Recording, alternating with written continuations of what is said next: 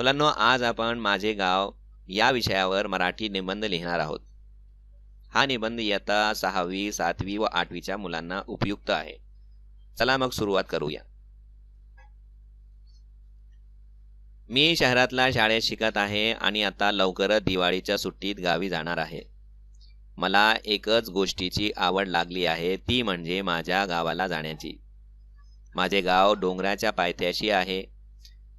गावामध्ये आमचे छोटेसे घर आहे. त्या घरामध्ये मला लाड करणारे म्हणजे आजी आजोबा राहतात. सुट्टी लागली की मी नेहमी माझ्या गावाला जातो.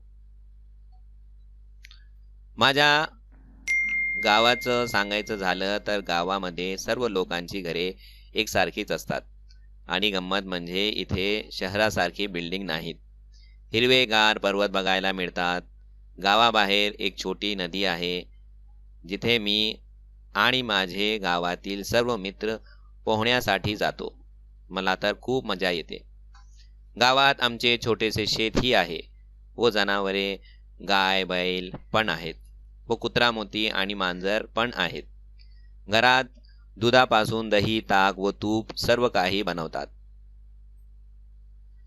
शेतात आम्ही ज्वारी व सोयाबीन पीक पिकवतो. आंब्याची झाडे आहेत. शेतात बोरविल आहे म्हणून पाण्याची चिंता नाही. गावातील लोक प्रेमळ असतात. सर्व सण मिळून एकत्र अगदी गोडीने साजरे करतात. कुठलाही जातीभेद केला जात नाही. लोक अगदी एकमेकांच्या मदतीसाठी नेहमी तयार असतात.